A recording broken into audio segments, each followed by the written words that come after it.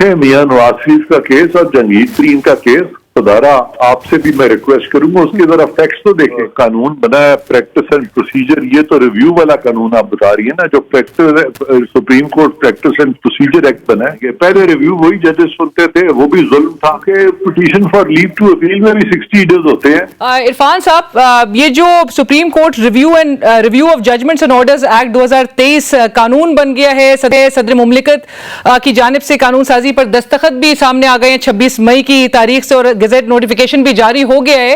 अब इस हवाले से दो तीन चीजें थी, मैं चाहूंगी कि आप क्लैरिफाई इस हवाले से करें और फिर बताएं कि रिव्यू के हवाले से गुंजाइश कितनी माजी के केसेस के हवाले से मौजूद है। पहला तो ये जो कानूनी माहिरीन की जानिब से सर एक तासुर दिया जा रहा है कि नवाज शरीफ साहब और जहांगीर तरीन साहब इसके डायरेक्ट बेनिफिशरी हैं, अगरचे एक तरफ कानूनी माहिरीन कह रहे हैं कि जी आप अपील का हक दे रहे हैं तो वो बड़ा खुशाइन है, लेकिन अपील का हक मुनाफिक ज़ाब्ते से दिया जा रहा है, क्या ये दुरुस्त है तासुर? देखें, ये जो कानून बना है प्रैक्टिस एंड प्रोसीजर, ये तो रिव्यू वाला कानून आप बता रही है ना, जो practice supreme court practice and procedure act बना है, उसके तहत तो तमाम लोगों को अपील प्रोवाइड कर दी गई है जिनके फैसले 184(3) में हुए हैं, खा वो कानून बनने से पहले हुए हैं या वो कानून बनने के बाद होंगे, उन सबको उन्होंने ये राइट ऑफ अपील दे दिया है। और ये राइट टू फेयर ट्रायल के प्रिंसिपल को सामने रखते हुए और सुप्रीम कोर्ट की जुरिसडिक्शन को एनलार्ज करते हुए दिया उन्होंने, जो कि वो दे सकते। राइट, बट इरफान साहब, एक तरफ ये प्रैक्टिस एंड प्रोसीजर बिल में 30 डेज का जिक्र था इस अपील का सेक्शन 4 में, और अभी जो देखा जा रहा है ये जो Supreme Court review of judgments and orders act 2023 है, इसकी जो सेक्शन 5 है वो कहता है कि जी provided that the review petition under this section shall be filed within 60 days of the commencement of this act. तो क्या ये भी ये 30 दिन को 60 दिन कर दिया गया है? हाँ, यहाँ पे इन्होंने किया ये कि इधर उन्होंने रिव्यू को अपील के मुतरादिफ कर दिया, क्योंकि रिव्यू का जो स्कोप होता है, जो सुप्रीम कोर्ट के रूल्स में जो उन्होंने बनाया हुआ था और जिस पे कुछ फैसले आए थे, बड़ा नैरो डाउन किया हुआ था, जो कि मैं समझता हूँ कि बहुत नाइंसाफी थी और इनजस्टिस था। फिर उसमें ये होता था कि जिस वकील ने आपका केस हार दिया है वही वकील आपका केस भी करता था, आप पे लाजिम था, ये भी जुल्म था। यानी आज हम 2023 में एक सिविलाइज्ड नेशन में रह रहे हैं और दौरे जाहिलिया में भी ऐसे कवानीन नहीं थे। तो इसलिए मैं समझता हूं कि ये जो नया कानून आया है उसमें उन्होंने कहा है कि आप वकील भी अपनी मर्जी का करेंगे और रिव्यू जो है वो आपका दूसरे जजेस सुनेंगे। पहले रिव्यू वही जजेस सुनते थे, वो भी जुल्म था कि दे वर जजेस इन देयर ओन कॉज। तो इस वास्ते ये काफी अच्छे चेंजेस आए हैं इस नए कानून में, ये जो रिव्यू का जो नया कानून आ जाए। राइट, बट इरफान साहब, अब इससे मुतालिक जो सवाल उठाए जा रहे हैं वो ये हैं कि नवाज शरीफ साहब, और आप क्या समझते हैं नवाज शरीफ साहब और जहांगीर तरीन साहब के चूंकि उनके केसेस जो हैं वो डिसाइडेड थे, तो क्या उनको रिव्यू की गुंजाइश मिलेगी, क्यूरेटिव रिव्यू की? देखें, मियां नवाज शरीफ का केस और जहांगीर तरीन का केस, सदारा आपसे भी मैं रिक्वेस्ट करूंगा उसके जरा फैक्ट्स तो देखें। जहांगीर तरीन का जो केस है उसमें उन्होंने सारा पैसा जिससे कि वो हाइड हाउस खरीदा है वो सारा उनका डिक्लेयर्ड है, और एक हेयर स्प्लिटिंग करके एक ऐसे ट्रस्ट को यहाँ की अदालतें नहीं माना जबकि इंग्लिस्तान की अदालतें जो उस ट्रस्ट को मानती हैं। तो वो तो फैसला बिल्कुल ही गलत था, और उस पर तो फवाद चौधरी ने भी कहा था कि अपनी तरफ से बैलेंसिंग एक्ट करने की कोशिश किया सुप्रीम कोर्ट ने। अब रहा मियां साहब का केस, मियां साहब के केस में भी ब्लैक्स लॉ डिक्शनरी में डिपेंड करते हुए हेयर स्प्लिटिंग करके, तो ओकामा का जो इशू था that was not an issue, वो प्लीडिंग्स में था ही नहीं। वो पता नहीं कहां से जेआईटी की रिपोर्ट से पकड़ के कि बेटे से तनख्वाह नहीं ली, वो इतना मजाक बना हुआ कि वो तो जितनी जल्दी सुप्रीम कोर्ट उस चीज को खत्म करेगा उतनी जल्दी सुप्रीम कोर्ट पे ये जो एक गलत लेबल लगा हुआ वो हटेगा और उससे कोर्ट की जो साख है वो बेहतर होगी। सो सर, नवाज शरीफ साहब इस कानून के तहत कर सकते हैं फिर दोबारा से एक क्यूरेटिव रिव्यू की तरफ जाया जा सकता है? हाँ, मेरे नजदीक तो क्यूरेटिव नहीं है, ये जो रिव्यू है ये पहली दफा करेंगे अगर ये वाला, लेकिन अपील भी तो प्रोवाइडेड है ना, प्रैक्टिस एंड प्रोसीजर एक्ट के नीचे अपील प्रोवाइडेड है, और यहाँ पे जो स्पीसीज ऑफ रिव्यू है वो वाला रिव्यू नहीं है जो मियां साहब ने किया था, तो उनको एक मौका इसका भी मिलना चाहिए। राइट, बट इरफान साहब आप नहीं समझते कि इस एक्ट की लैंग्वेज बड़ी मुबहिम है? क्योंकि जहां पर सेक्शन 5 में देखते हैं judgments and orders made prior to commencement of this act की बात किया जाता है, दूसरी तरफ अपील के हवाले से बोला जाता है कि जी 60 डेज से शैल be filed within 60 days, तो ये इसमें बड़ी एम्बिग्विटी नहीं क्रिएट हो रही? नहीं, कोई एम्बिग्विटी नहीं है, क्योंकि petition for leave to appeal में भी 60 डेज होते हैं कि जब ऑर्डर होता है कोई भी जिसको चैलेंज करते हैं petition for leave to appeal में अंडर द कॉन्स्टिट्यूशन, तो 60 डेज है। तो गालिबन वही एनालिसिस सामने रखी है और इन्होंने रिव्यू में भी 60 डेज दे दिया by means of a statute. Right, Irfan साहब एक और सवाल, जो डिफेक्शन क्लॉज पर 63A की जजमेंट रिव्यू जो है वो पेंडिंग है, उसके हवाले से आपको लगता है कि कोई लार्जर बेंच पर अब बनाया जाएगा?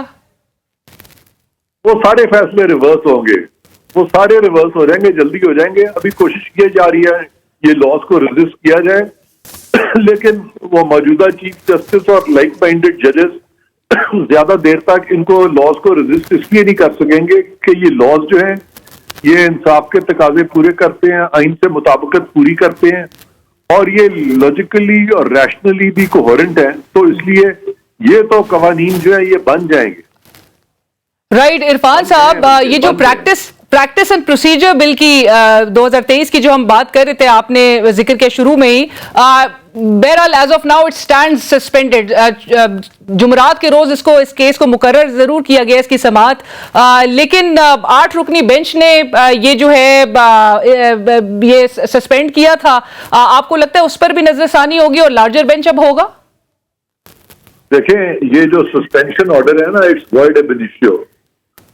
सुप्रीम कोर्ट के 3 जजेस जो कि माइनॉरिटी जजेस हैं, ये सारे ये कैसे सस्पेंड कर सकते? सॉरी, अब ये 8 इन्होंने अपनी मर्जी के जजेस में डाल दिए, लॉ को नहीं सस्पेंड कर सकते। उस पर एक भी रीजन नहीं है सस्पेंड करने का। वो तो सस्पेंड किया, अगर सेटिसाइड कर सकते होते तो अब तक कर चुके होते। सेटिसाइड उस वक्त होता है लॉ जबकि कॉन्स्टिट्यूशन के डायरेक्टली खिलाफ हो। उस लॉ में है क्या? उस लॉ में ये है कि पार्लियामान ने सुप्रीम कोर्ट को एम्पावर किया है, बजाय कि एक फर्द वाहिद अपनी मर्जी से ये 184 के केसेस टेकअप करे, अपनी मर्जी से बेंचेस बनाए और फिर जौन सा मर्जी केस एंटरटेन कर ले, उस चीज को उन्होंने खत्म करके सुप्रीम कोर्ट को एम्पावर किया है। इस लॉ में कोई भी गलत बात नहीं है, बल्कि जरूरी है ये लॉ बनाना, क्योंकि पिछले 10-12 साल में कुछ चीफ जस्टिस ने जिस तरह से अपनी मर्जी के बेंचेस को इस्तेमाल करके पाकिस्तान में एक जुडिशलाइजेशन ऑफ पॉलिटिक्स की है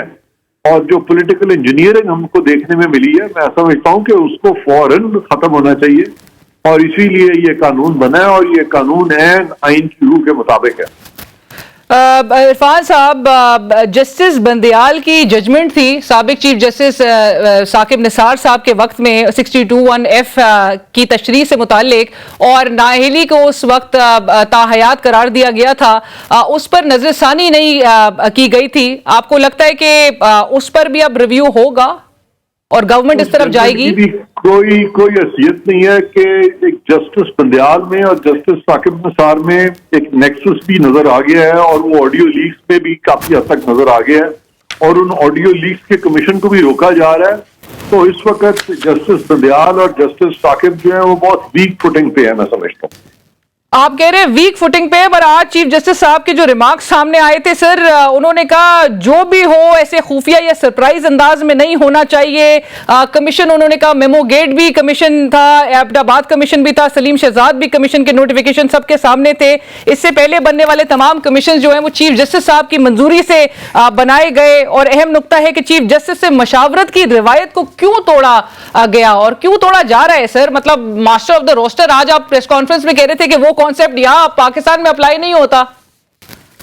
पहली बात तो ये है कि ये मास्टर ऑफ रोस्टर नहीं है। सेकेंडली, अगर ये कमीशन चीफ जस्टिस को एग्जोनरेट कर देता है और चीफ जस्टिस से मुशावरत की होती तो फिर कोई मानता इस तरह की एग्जोनरेशन को, उसकी तो लेजिटिमेसी क्वेश्चनेबल हो जाती। तो लिहाजा चीफ जस्टिस को तो इसमें आने ही नहीं चाहिए, क्योंकि सारी जो ऑडियो लीक्स है वो चीफ जस्टिस से रिलेटेड है। चीफ जस्टिस को चाहिए कि एक इंडिपेंडेंट कमीशन बनाए, उसको बनने में अगर चीफ जस्टिस साहब वाकई उनका कोई ताल्लुक नहीं है, कोई रोल नहीं है, वो इन्फ्लुएंस नहीं हुए, तो उनको तो फिक्र की बात ही कोई नहीं। सर उन्होंने तो आज ये जिक्र किया कि वो उस कमीशन का हिस्सा नहीं होते, लेकिन वो कोई और जजेस जो है वो मुकर्रर कर देते, कॉन्स्टिट्यूट कर देते कमीशन। चीफ जस्टिस साहब जो है, चीफ जस्टिस साहब डिस्ट्रस्ट लॉ में शो नहीं कर रहे हैं, वो डिस्ट्रस्ट अपने ब्रदर जजेस में शो कर रहे हैं। और अगर चीफ जस्टिस साहब भी अपने ब्रदर जजेस में डिस्ट्रस्ट शो करेंगे तो हजारों लोगों के केसेस जो सुप्रीम कोर्ट में पेंडिंग है वो किस तरह से अपना ट्रस्ट शो कर सकते हैं इन मौजूदा जजेस में।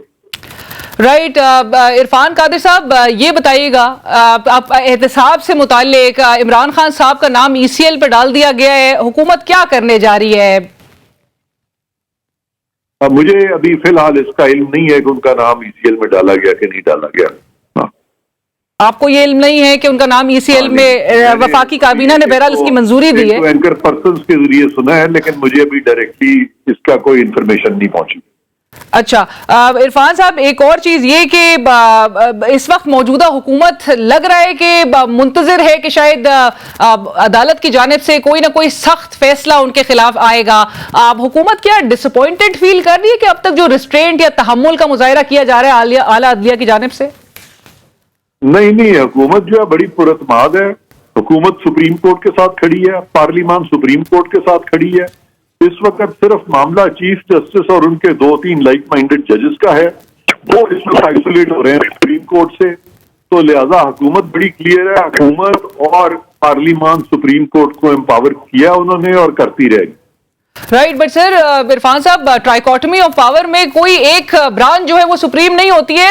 ये तो मतलब कॉन्सेप्ट ही ये है कि एक सुप्रीम अगर होगा तो 2 इंफीरियर होंगे, तो फिर तो कॉन्सेप्ट खत्म हो जाता है। बिल्कुल आपने ठीक कहा, कोई सुपीरियर नहीं होता, मैं आपसे एग्री करता हूं, यही मैं भी कह रहा हूं। तो सर पार्लियामेंट बार बार दोहराया जाता है, पार्लियामेंट सुप्रीम है, एक supreme law of the land भी है सर। नहीं, मैंने पार्लियामान को आपने सुना नहीं है, मैंने पार्लियामान को ये नहीं कहा कि पार्लियामान सुप्रीम पार्लियामान, मैंने कहा नहीं, मैंने सुप्रीम जी प्लीज सुन ले, मैंने कहा पार्लियामान सुप्रीम कोर्ट के साथ खड़ी है, हुकूमत भी सुप्रीम कोर्ट के साथ खड़ी है, कोई कॉन्फ्लिक्ट नहीं है सुप्रीम कोर्ट के साथ। तो अगर कोई कॉन्फ्लिक्ट नजर आ रहा है तो वो सुप्रीम कोर्ट के इन 2-3 जजेस का अपने ही सुप्रीम कोर्ट से है और इन्हीं का पार्लियामान और इन्हीं का हुकूमत से है। सुप्रीम कोर्ट का एज एन इंस्टीट्यूशन कोई इख्तलाफ नहीं। सर अगर चीफ जस्टिस का लाइक यू सेड कि उनके ब्रदर जजेस से अगर कोई भी इख्तिलाफ है या वो बहरहाल एक इंटरनल मैटर भी करार दिया गया था, आपको याद होगा, लेकिन उसमें हुकूमत की जानिब से जो आइन और अदालती अहकामात को फ्लाउट करने का जो सिलसिला नजर आ रहा है, इससे जहाँ पे इलेक्शन के हवाले से आइन बड़ा वाज़ेह था कि 90 डेज में होना चाहिए। अभी इस वक्त एक बड़ा ही एक एम्बिग्विटी है और लोग कंफ्यूज है कि whether elections will take place this year और नॉट। नहीं, कोई एम्बिग्विटी नहीं है। 90 डेज जो है ना कॉन्स्टिट्यूशन में लिखा हुआ है, लेकिन कराएगा कौन? सुप्रीम कोर्ट कराएगी और सुप्रीम कोर्ट के वो जजेस कराएंगे जो कि माइनॉरिटी में है। सुप्रीम कोर्ट के 4 जज कह रहे हैं कि हमारा 4-3 का फैसला, तो ये माइनॉरिटी वाले कराएंगे, ये डेट देंगे, ये कैसे डेट दे सकते हैं? तो इनका काम नहीं है। कल को ये कोशिश की थी इन्होंने डैम बनाने की, इन्हीं जजेस ने, जिसमें मौजूदा चीफ जस्टिस भी हैं। फिर उन्होंने कोशिश की थी रेले चलाने की, फिर उन्होंने कोशिश की थी PIA चलाने की, फिर उन्होंने कोशिश की थी वो स्कूल चलाने की, और वो नेशनल हॉस्पिटल के अंदर घुस गए थे साकिब निसार, और फिर एक सेशन जज के कोर्ट रूम में घुस के उन्होंने एक मोबाइल फोन पटक दिया था। ये सारी चीजें क्या ये सुप्रीम कोर्ट को चाहिए अपना काम करे? 50,000 केसेस हैं पेंडिंग इस वक्त वहां पे, पहले उनको सॉल्व करे बजाय इसके कि एग्जीक्यूटिव डोमेन में और लेजिस्लेटिव डोमेन में इंटरफियरेंस शुरू कर दें। राइट, तो इरफान साहब आपके ख्याल में फिर यानी कि 8 अक्टूबर को ये इलेक्शंस हो रहे हैं? डेफिनेटली इलेक्शन जब भी होंगे, ये सर एक डेट तो सामने थी 8 अक्टूबर की इलेक्शन कमीशन की जानिब से जी। इलेक्शन कमीशन ने तो 8 अक्टूबर की डेट दी थी। इलेक्शन कमीशन है, मैंने तो बहुत पहले कह दिया था कि ये सारे इलेक्शन इकट्ठे होंगे, बैक वक्त होंगे और सारे पाकिस्तान में इकट्ठे होंगे। पाकिस्तान को डिवाइड नहीं कर सकते कि एक सूबे में किसी दिन तो दूसरे सूबे में किसी दिन, तो वहां पे वफाक किसी दिन, और फिर किसी में केयर टेकर सेटअप, किसी में पॉलिटिकल सेटअप, ऐसे नहीं होगा। और सर केयर टेकर उस वक्त तक कंटिन्यूड रहेगा, मतलब ये भी आइन में तो नहीं मेंशन्ड है। आइन इज साइलेंट, मतलब constitution is silent regarding the time frame for the caretakers. No, it is very clear. Sir 90 days अगर इलेक्शंस के बारे में कह रहे हैं तो नेचुरली केयर टेकर भी फिर 90 डेज के लिए हुए। सुन ले जी।